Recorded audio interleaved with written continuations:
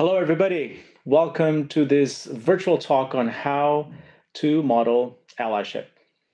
This conversation is going to be about how we can all contribute as members and allies of the LGBTQI community to influence change in all levels of power. My name is Pedro Pina. I am the VP and head of EMEA YouTube organization, and I'm delighted to be here and bring a very special guest to have this conversation with me today. Now, all of us are joining the incredible I Am Remarkable initiative, which, as everybody knows, is now a global Google initiative that strives to empower everyone, particularly women and underrepresented groups, to celebrate their achievements in the workplace and beyond. As everybody knows as well, we are running this from September the 8th until September 15th in a digital experience featuring virtual talks, online workshops, and confident boosters, which I hope this is going to be as well. And it's aimed to celebrate the power of diversity, equity, inclusion, and allyship, which is what we're going to talk about today, while empowering everyone to celebrate their achievements as usual. Now, I'm more than thrilled to welcome Maria Sjödin today. Maria, welcome. So good to have you here with us today. Thank you so much. We'll talk about our joint life, mine and Maria. We come a long way, and so for me, it's like having her in my living room today. So thank you once again, my dear friend, to be here and having this conversation with us. But let me tell you who Maria is, because this is really what matters. Maria Sjödin is acting executive director of Outright Action International, one of the oldest global organizations working for the human rights of lesbian, gay, bisexual, transgender, intersex, and queer people, LGBTIQ. Maria is originally from Sweden, where she headed the LGBTQ organization RFSL and has over 20 years of experience advocating for equality in the LGBTQ space.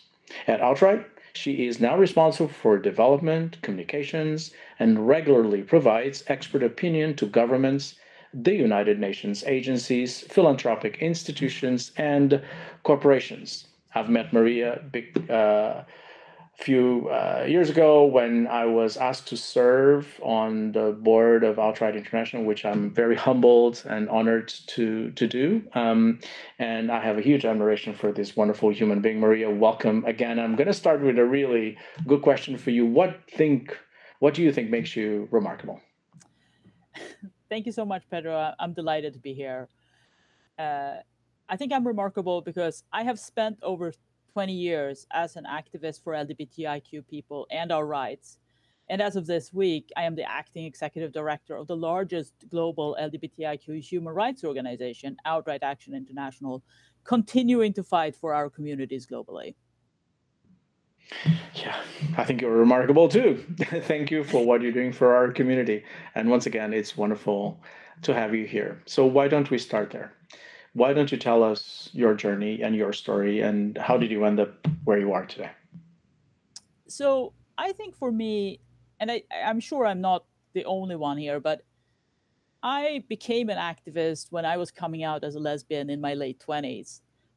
And really, it was a very selfish motivation initially. I just wanted to make new friends. And I thought joining an organization and gradually becoming an activist was a good way to do that.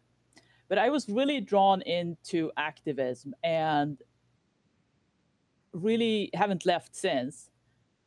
I worked full time within our movement since 2005. And that has been an incredible journey for me personally, from leading a national organization in Sweden to now leading a global organization. And it's been incredible. I have seen a lot of change in this time. There's still a lot left, many things that have to change. But I've seen also what we can do as a movement when we come together and how we can create really a better world. And so for me, that's it's incredibly exciting, and I'm so grateful to be part of it. Hmm. And so, can you tell me a little bit about your personal journey per se? And by the way, what are the pronouns I should use, if or anyone should use in addressing you? They or she are They both actually. good with me. Okay, great. Do you want to tell us a little bit what you can or want about your personal journey so that we can all relate to where you come from before we address what you're doing today at Outright? I think for me, it really was sort of wanting to expand my circle of friends, and the activism has really become part of what has shaped me as a person. And in sort of coming into myself as a non-binary lesbian has really been a big part of that. And of Mm, course, you know, it has been about the activism, it has been about family, it has been about expanding my circle of friends to now having really a global circle of friends, mostly from the LGBTIQ movement and beyond. And that has been really a big part of what has brought me to where I am today. amazing. And people would think that, coming from Sweden, probably it was easy for you, maybe because, we have this, everybody has this impression that Sweden is this sort of Shangri-La when it comes to human rights and when it comes to equality. Is this true? Is this fair? Is this, how can you give us a sense of, was that a good starting ground or is as hard as everywhere else? I mean, I think things are hard in different ways in different places. Hmm. And I think it can be, for a lot of people, it can be hard no matter where you are. It really depends on your close circle of friends and your family. For me, it was quite easy, I have to say. I think it's a process for everyone. It's a process for everyone's family. It's a process for ourselves. Many of us have to battle some of the internalized homophobia that we have picked up Hmm. as we're growing up. And I think Hmm. that's true for a lot of people, no matter where we're from. Yeah, it's good. So, Yeah, great point. And here you are, catapulted into now leading Outright International, which is an extraordinary organization. Do you want to tell us a little bit more about the mission of that organization and what abs- do you want to achieve? yeah, absolutely. So, Outright is a 30 plus year old organization fighting for human rights for LGBTIQ people everywhere. And this is crucial because 67 countries still criminalize same sex relations, and many more countries where trans, non binary, and really anyone breaking gender norms risk discrimination, persecution, and sometimes even death. Mm, Outright works at the United Nations. We're the world's only LGBTIQ organization focused on UN headquarters. We're the secretariat of what's called the LGBTI core group, which consists of over 30 governments with a commitment to advancing LGBTI rights. We have staff in 8 countries around the world and partners, of organizations in many more. And we work through advocacy, trying to change the world. Really, that's advocacy is a word for that. We do a lot of research and data collection, and that's the evidence that we use to convince governments that things have to change. And we believe that nothing changes if there isn't a movement that keeps pushing for it. So we provide grants, for example, to a global movement. And including with google.org, I have to say, we're supporting over 100 organizations around the world as they support their own communities facing hardship as a result of the COVID pandemic, the lockdowns, loss of livelihood, and sometimes even being scapegoated for the whole pandemic. So those are some of the ways that we work, and some of the ways that we partner. the work you do is so incredible, it's so impactful, and I'm so proud of the work that Google is doing with Outright International. Truly, truly proud. So, congratulations for continuing to do that big push that is so important for our community. But you mentioned something really important there, and this is how I'd like to pivot now to the main theme of our conversation, which is allyship.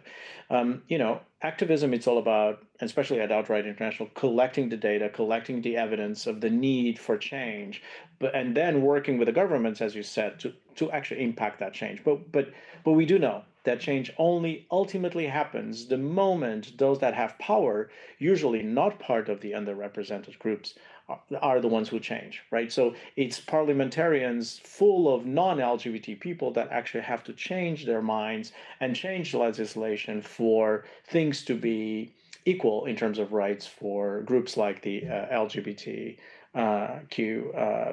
community members. So question to you is importance of allyship. It feels to me that it's at core of what you do. Is that fair to say? And would love to hear you more about this.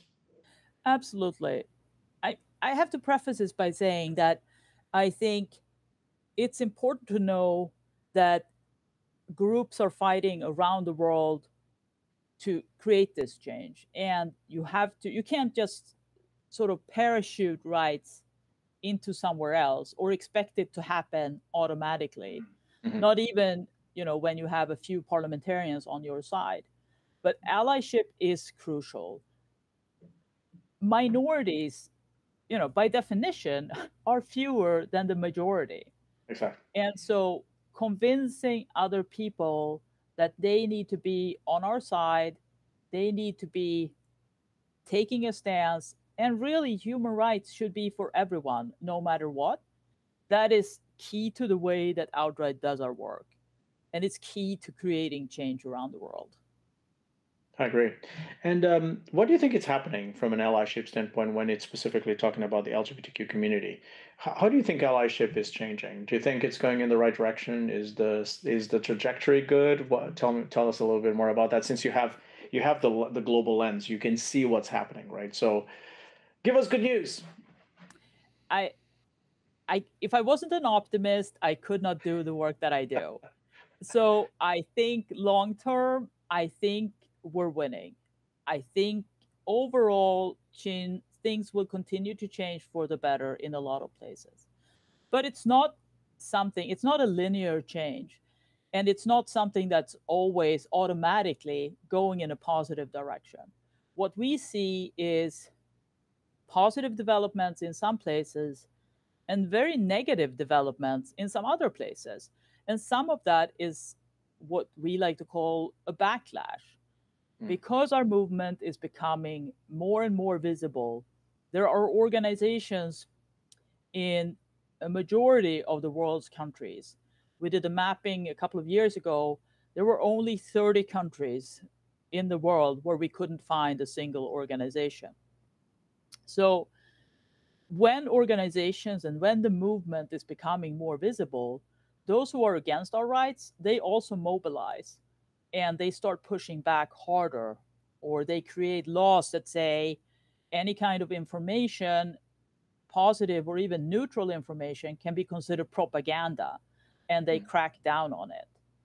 I think of it as, when I said that 67 countries still criminalize same-sex relations, most of those laws are from the 1800s. They're a colonial legacy that were put in place by colonial power. And they really aim to sort of regulate sexual relations. What we see now is that governments and movements who are against our rights, they may not care as much about sex, but they care about our organizing. It might be worse to them that we wave a rainbow flag somewhere, or that we teach children that families can look, different. That might be more important for them to try to regulate than whatever sex people have. And so that backlash is very real. So I don't want anyone to believe that, if we just wait, things will get better everywhere, because that's not the case. It's a constant fight. And is it fair to say that in moments of backlash, never allyship is so important? Because these are the moments when after 3 steps forward, if there are 2 steps back, those are the moments where we need allies the most. Absolutely. And I think that allies play a crucial role sometimes when we who are part of the movement are discredited. Sometimes we will hear, well, you only speak on your own behalf, as if there was anything wrong with speaking out for yourself. I firmly believe that not only is it everyone's right, but it's really crucial for us in order to make advances, is that we can speak out on our own behalf. But sometimes that is used against us as if it's, we're only speaking for ourselves. And in those cases, it can be incredibly powerful to have allies speak up. And I also want to give one other example. I think sometimes even when it comes to, of course, there are more out politicians, parliamentarians, leaders around the world. But sometimes it can be hard, even for them, to really push rights for LGBTIQ people because they don't want to be seen as siloed, or they don't want to be seen necessarily as champions always. And sometimes it can be easier or a stronger message if allies speak out, claiming, no, I'm not speaking for myself, but I'm speaking for other people. So I think it's really important to have that combination of both. Yeah, I could not agree more. Great perspective. I wanted to also talk about allyship inside the community. So sometimes we talk about allyship when it comes to this community be accepted with a large majority. But you and I know that this community is composed with all these letters, and the acronyms do vary around the world. So it's difficult to find one single acronym that works around the world. LGBTQI plus, and they all come in different shapes and forms around the world. But we also know that as a reflection, in fact, of cultural pressure in society, we also know that for the longest period of time, L and G really were overpowering everything else. And the community may not have been as united as it could have been. People looking from the outside think that one single rainbow flag covers the entire community, when in reality we know that sometimes internally that is not the case. I would love to hear you speak about that and the importance of even allyship being developed inside our own LGBTQ community. I'm so glad you asked that. I think it's so important that we develop and strengthen the allyship within our own communities, because we're not just one community, we are many communities. And having an intersectional lens and being able to think, really being able to think and have more than one perspective in your head at the same time is crucial. And one of the reasons why I think this is extra important right now is we have seen the beginnings of a lot of anti-trans rhetoric in society more broadly, but also within our own movement, where we have seen some self-proclaimed feminists, including some self-proclaimed lesbian feminists, speaking out against trans rights, as if there was any kind of contradiction or conflict between feminism and women's rights and trans rights. And there really isn't. I mean, Outright is a feminist organization. We always apply an intersectional lens. And you can fight for women and for trans people and for all people at the same time, and you don't have to choose. So I think it's very important to speak out publicly about allyship within our own communities, because it really is sorely needed. And I 100% agree. And so, can you give us an example of how you've seen that allyship coming through when it came to becoming inclusive inside the community? Can you give us 2 or 3 examples that come to your mind that really illustrate what should be done, and how simple actions from the members of the community can really have an impact? I think there are so many ways, and part of that is through the way we organize. So making sure that organizations, there can be both trans-specific organizations and lesbian-specific organizations, but they can also be LGBTIQ organizations, and we can work together. And making some of those things visible, I think, is crucial. So bring in trans women to speak about trans feminism in the same space as you have other people talking about other aspects of feminism, for example. I think that's just one example. I think if you go back a few decades, I have a lot of friends from the gay community who will say how crucial it was when lesbians stood up in the midst of the HIV/AIDS crisis and said, we need governments to step up. We need everyone to recognize that this isn't something that is just being hurting a marginalized community that we can ignore, but Yeah. really coming together to speak up about that. And I think there are so many different ways to do this, and it really shows that we can be stronger together. But it doesn't mean that we have to silence any one particular voice within our community. We can create platforms so that everyone can be heard. Mm-hmm. Great. Now, some people that are watching us today may think, okay, I want to be an ally. I'm convinced Maria's speech was great. I want to jump into this bandwagon of allyship. I want to reach out, extend my arms, and be part of the movement. I don't even know where to start. Well, I'm set in my ways. I have my life. I have my habits. I have my friends. I'm used to do my stuff. I'm compelled intellectually about what you're saying, but I don't even know where to start. So, what are your thoughts around how can people become active allies?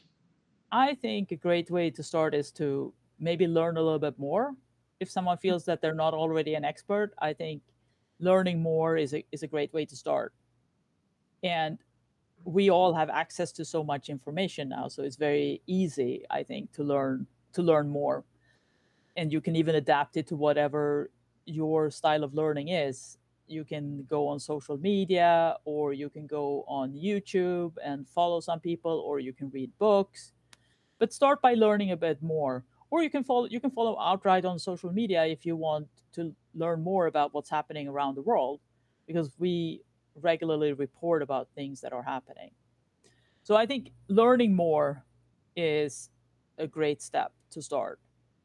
I think second is to make a commitment to be an ally in your personal life. Mm. And I think that is something we often talk about, how important it is for LGBTIQ people to be out. I think that is something that over the last several decades has been something that we have sort of said, okay, well, that's the best way to advance things, because if we're visible everywhere, people know that we are everywhere. Mm-hmm. And I think it's similar for allies.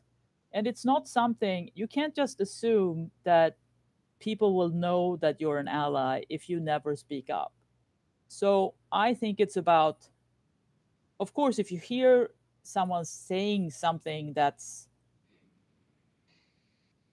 where they express their prejudice, for example, Mm-hmm. Mm-hmm. if you're an ally, you have to speak up. You have to say, no, I don't agree with that.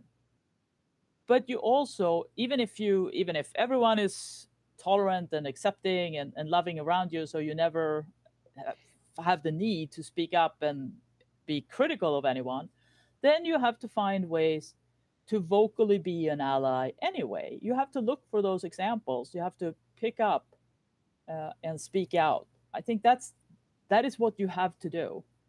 And I think that if you are, for example, working in a company that has an employee resource group, or there are ways that you can engage through your company, for example, then I think that's a great way to do it too. Or you can become a member of an organization in your country to show allyship in a concrete and real way. Hmm. So, is it fair to say that allyship is a form of activism? Is it fair to say that, an activism in the sense that if you want to be an ally, things won't come to you. They won't come to you in a silver platter. They won't come to you ready for you to become involved. You actually have to do something about it. You have to move. You have to. The reason why I'm calling it's a form of activism is because you have to act. You have to do the steps in order and the reach out movements in order to uh, be more inclusive and understand another part of society around you. Is it fair to say that it's a form of activism? Yes, I definitely I love what you just said. You have to act. I mean, that's part of it. It's you have to, for me, I think allyship for me is very linked with one of my favorite words, which is solidarity, Mm. where you act and you think about basically you think about people other than yourself. And from my perspective, I think it is important to be willing to step into that, to take that responsibility, to take action, and also don't expect big thanks for it. I think that's, maybe you will be thanked, and that's great for you. You know, you should you should feel great about that, but don't expect it. Don't think that just because you're speaking up, that is should force LGBTIQ people in your surroundings to be particularly thankful. It's like, it should be something that you do because you're driven to it by your own conviction. Mm-hmm. And in general, of course, it's important, it is appreciated, but don't necessarily think that other people are going to thank you for it. You're going to run into some conflicts. That's going to be natural. If you consistently speak up as an ally, some people are going to criticize you. And you're going to realize that when LGBTIQ people say that there are situations where we're discriminated, some people think that, oh, but that, you know, that's a thing of the past. It doesn't happen anymore. If you actively engage as an ally, you're going to see that it is still happening. And some of that is going to spill over on you potentially as an ally. And I would just encourage you to be brave and just keep doing what you're doing. And actually, if you are reached by some criticism, it probably means you're doing something right, because Absolutely. you are trying to change status quo. And some people don't want that. But those of us who belong to the LGBTIQ community, and those of us who are actually, I mean, all of us are part of some minority in one way or another. And so being an ally across the board is incredibly important. And many of us, you know, we will appreciate it. That's wonderful, and I love what you just said, and it's incredibly inspirational as well. I was the one thing I was thinking about this morning when I was coming to the office and thinking about this conversation we're going to have is the importance of proximity. So back to the point that you made of, you know, choose to act and choose to get informed, but there's also something to be said about proximity. One of the things that I find phenomenal is when you look at the wave of elections we've been having in the last, I don't know, 5 to 6 years, and you look at the composition of those elections, typically the anti-immigration, for instance, people that don't like diversity, people that are anti-diversity or anti-immigration in several countries around the world, they tend to, funny enough, live in places that have no immigration.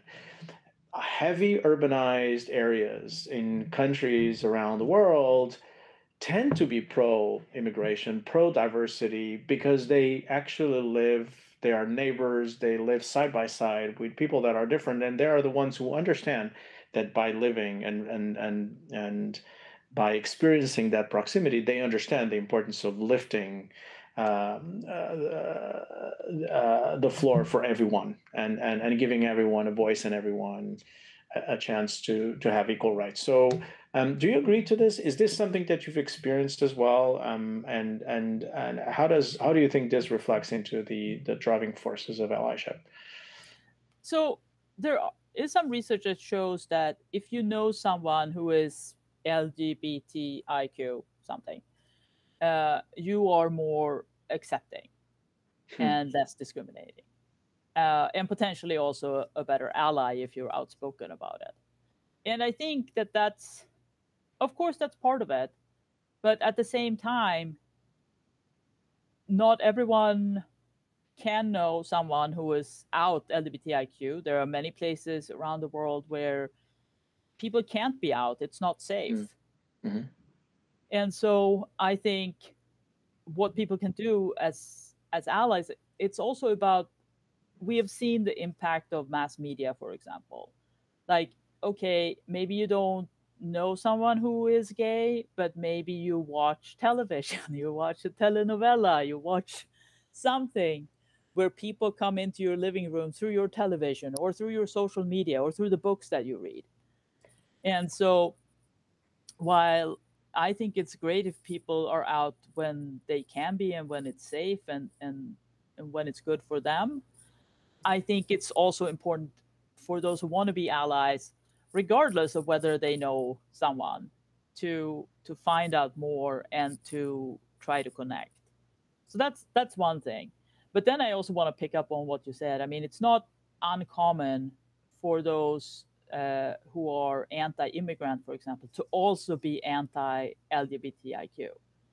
So sometimes you see those things go hand in hand, and sometimes you see people using the LGBTIQ community to bash immigrants and to say, well, we don't want immigrants here because, you know, we want to protect our gay friends and they're going to be anti-gay if they come here. And all of that is just rubbish, like trying to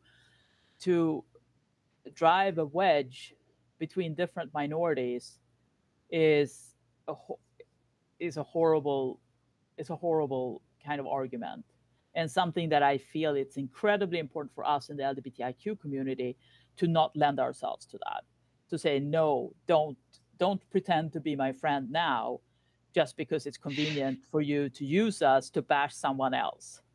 You're right. I never thought about that. I never thought about, in several conversations we've had about. I never had thought about that. That was happening. But you're right. You're absolutely right. So it's interesting how we, how people are tactical about how they use the closeness to the community. I wanted to finally ask. I'm sure we're going to have questions, but before we jump into the questions, and please, if you want to ask questions, please do. We will have access. We'll select a few to ask Maria today. But I wanted to ask you if there's one thing that people back at home. Well, before that, actually, I wanted to ask you first.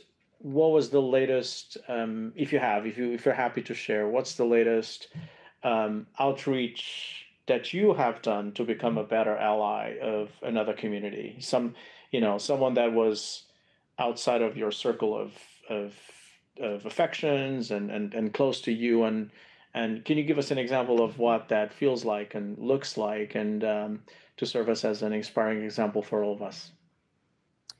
I think that all of us have been reminded extra much during the last year and a half how important it is for all of us to be anti-racist. And I think that is something that I want to be a more vocal anti-racist in all situations that I can.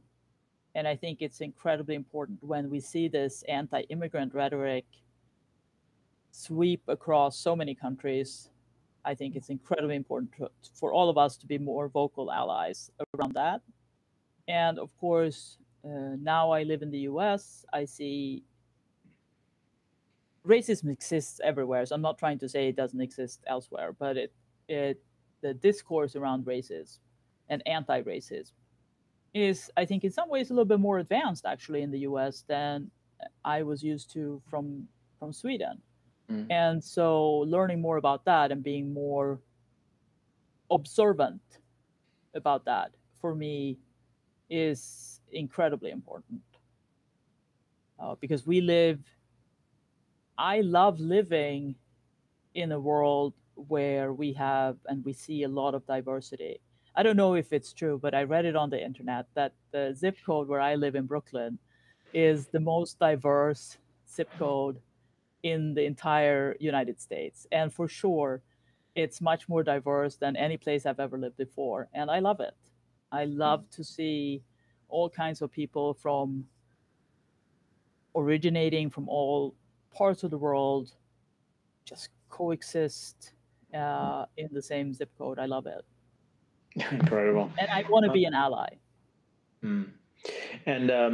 And specifically for our community, and for those who are listening to us and want to start tomorrow to be an ally, specifically for the LGBTQ community, we get it. We should follow you on social media. We should follow Outright International. We should get information. What else should they do? What else on their personal lives? what are the options that they have? What kind of examples have you seen from other people who actually they were in the dark and all of a sudden they became allies and got you inspired?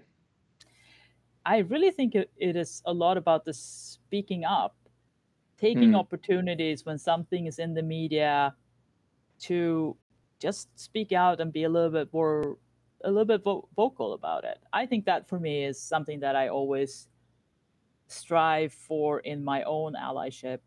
I try to hold myself to account about that, and I love it when I see allies do it. And I know that actually all of us in the community appreciate it when someone else comments on something that's being said or comments on something that's in the media. I think that's really a great point to start. I also want to really encourage people to think globally. There's something about sort of the act locally, think globally. I think you can actually act globally too. And I think picking up and understanding and following what's happening around the world, I think is really important. And it is also about realizing that even if you live in a place where rights have advanced, there's a lot left to do around the world. And to be a global ally, I think, is also incredibly important.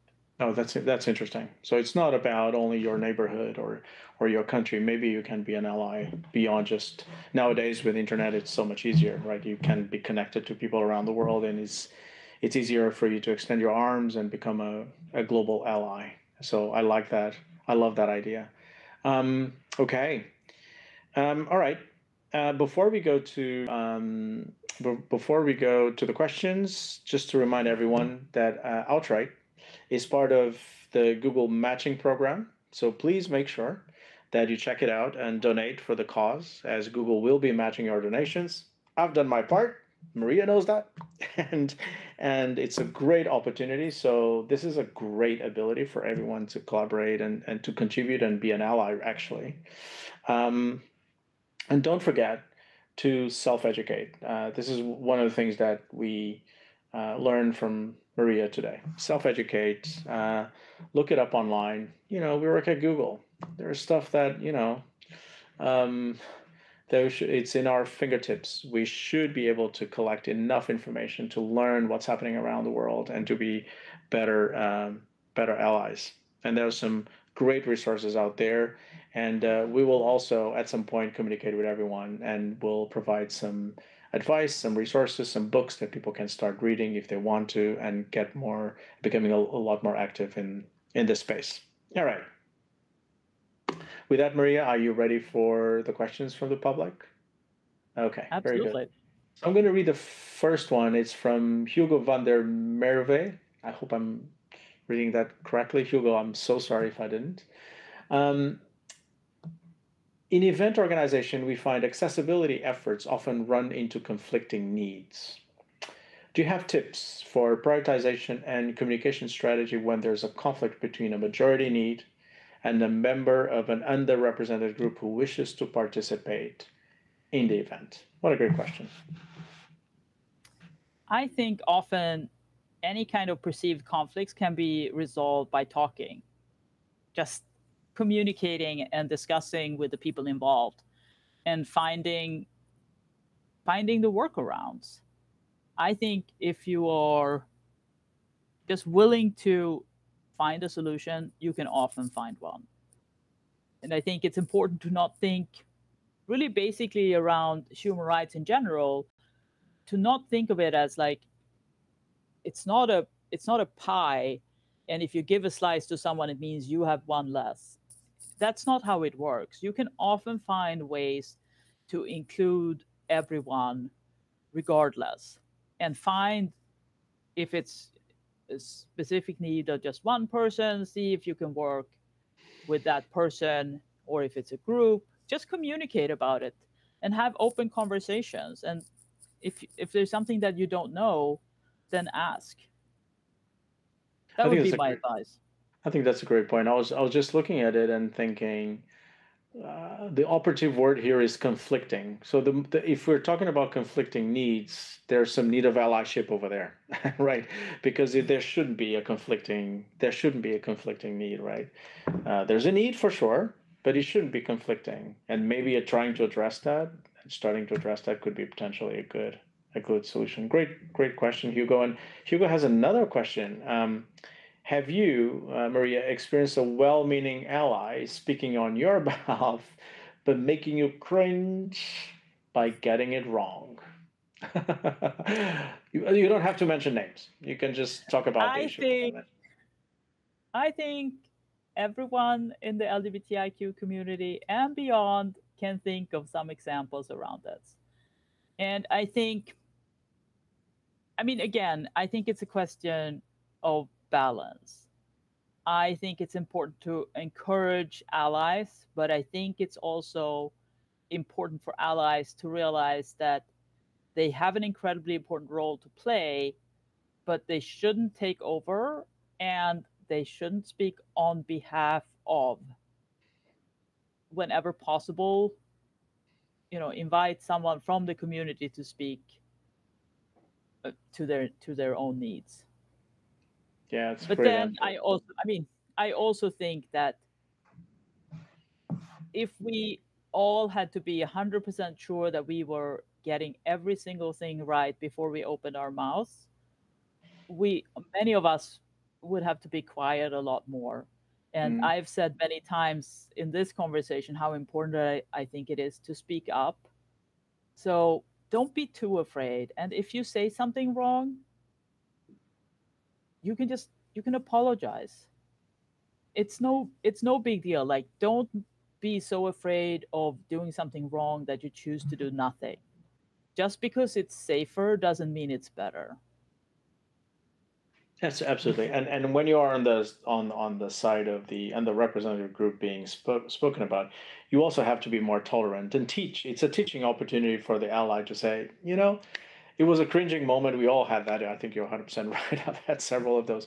But it's also a teaching moment where you can pull that person aside and say, hey, that thing was not just okay. And that's fine. We understand it comes from a place where you don't know as much. Let me tell you how it feels on this side and how you can do better. It's always a great teaching opportunity. Okay, from Andrea Di Lecce or Lecce, I'm not sure. Apologies again. How do you answer someone when they say, well, racism, sexism, homophobia? Well, those things are not a problem anymore, so why are you even talking about it? I see this so often online, most often by cis straight white men, although others as well. I don't engage the trolls, but what is a good answer to someone who thinks that because they don't see or experience it, it doesn't exist? Good question. Yeah, this is a great question. And it's also a very hard question. I don't have sort of a magic answer to this. But some of the approaches that I take, one of the reasons, this is part of the reason why Outright does so much data collection, because we can point to data and research to help make some of these cases. Of course, we also use anecdotes and we have people tell their own stories in their own words. But sometimes it can also be really helpful to have more aggregated data to speak to and use that as part of it.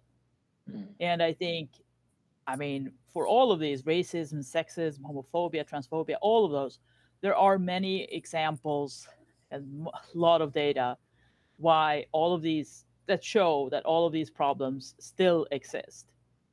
So I also know none of us can engage with all of the trolls, but I think especially the way I try to engage is not to engage with the ones who are the furthest from me.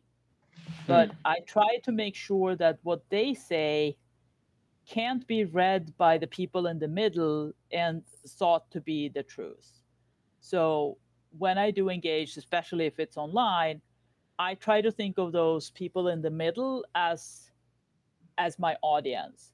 And so I try to be very measured in my response, but I think of them. I don't try to convince the ones who are, 100% sure that racism and homophobia is a thing of the past, but I think of the ones that I don't want them to convince, and I try to direct my efforts to them. That's a great technique. Don't go for the extremes, right? Don't waste your time for people who are not prepared to be convinced. So it's really a waste of time. I agree with you, and waste of energy. All right, from Luke O'Rafferty, how can I be most useful instead of coming across as a white knight? I think it's often a concern to know when to intervene and when it is condescending so people don't step in. It's a great question. Yeah, and I love the self-reflection that's in that white knight term. I think it is incredibly important, and I think this is a balance. Like, is there someone else who can speak up? Maybe you can, if you are in a position, can you invite them to speak up? Or if you can say, I think it's dangerous if everyone chooses to be quiet. And that is why I think it's important for people to speak up. But I think it's important to speak up with awareness. And like I said, don't try to speak on behalf of other people. See if there is someone that you can invite to a platform that you have access to so that they can speak on their own behalf. Yeah, I agree. There's a lot of self-reflection over there and self-awareness. If you don't feel you're being a white knight, you're not being a white knight. And I think Maria's point is very valid. Silence is incredibly dangerous. We have a history of what silence does to our community. So in doubt, speak. And if you speak wrongly and you came across as a white knight, apologize, as Maria said before. It's better to be in that situation than not to speak at all. All right, Mariana Saraceni is asking, if there were just one allyship asking each person from the audience today, what would that be? Yeah, I think I would have to pick the speak up. I know we talked about that already, but I think that is the key. Like, be an ally is something you have to do actively. If you're just an ally in your head and no one knows about it, it is not worth nearly as much. It's great to have right values. I'm not saying anything. There's nothing wrong with that, but you want it to be something that you actively do, that other people notice, and ideally that other people sort of recognize and value as well. Like, you want to be known as an ally, and to be that, you have to speak up. Mm-hmm. Great. Okay, from Natasha Cascone. My question is, in order to include more LGBTQ people in companies, is it required that people define it during the recruiting process? Can you please just tell us more about how to measure this value in the business? Thank you very much. I think of course, it's a challenging question. I think there are lots of people who are not going to tell you if they're part of the LGBTIQ community in the recruitment process. And that is because, in spite of what we're talking about here, there is still a lot of discrimination that's happening in the workplace. So not everyone's going to be out. And I don't think there is any way of pushing people or forcing people. You can just lower the threshold for people as much as you can. And if you're a company that's actively recruiting for diversity, I think the company should be very explicit about it. And that will encourage people to apply, and it might encourage them to be out about it during the recruitment process. Not everyone has an opportunity to sort of be in the closet, but if they do, they might choose because of past experience or just sort of based on statistics around discrimination. But invite it, make it as easy as possible for people to be out. I think that's crucial. And I mean, talk about, if you have employee resource groups or business resource groups, I mean, talk about that as part of the recruitment process so that people see it and it's visible and they understand that as a company, you really value diversity.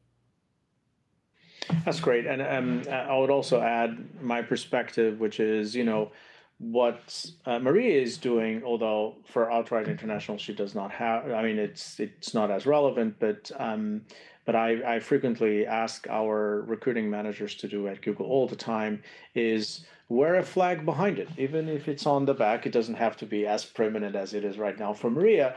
But imagine you're in a normal recruiting process and you're going through, I don't know, 10 interviews with a pool of candidates, and you have in the background, whatever you have in your office or at home, but you also have a rainbow flag there. That in itself provides safety to candidates on this side. And they will know that they can come out, and they will know they will be able to speak out if that is the case. I certainly use that all the time, and it works like wonders. And back to your point, as a company, we also have to make a huge effort in making sure that we know that we are an inclusive company, we have inclusive values, that we cherish the LGBTQ community. So we make that very, very public, and we do a ton of recruiting efforts around it and around the community. But again, signaling is incredibly important. So I recommend all the hiring managers to please use the screen that you have behind you when you're having interviews, or if you invite candidates inside your offices, to please use the facilities around you to send the right signals to to put people at ease, and signal really allyship, which is really what we're talking about here. Hugo from the initial questions came back with one more question, and here's the next one. Choice of letters in LGBTQIA+ acronyms can be very tricky. Yeah, I agree with that. People are often conscious about their choices, organizing FINTA events instead of FLINTA, for example. Is there specific reasons why Outright Action International chose their specific set of initials? That's a great question. I don't know the other answer. Actually, I'm curious about that, about this question. There is definitely a specific reason. So Outright Action International, when we were founded in 1990, we were founded as the International Gay and Lesbian Human Rights Commission, IGLHRC. And even though we worked on trans rights, we had some intersex initiatives, we certainly worked on issues relating to bi people throughout our entire existence. For a long time, it was just the gay and lesbian in our name that signaled it.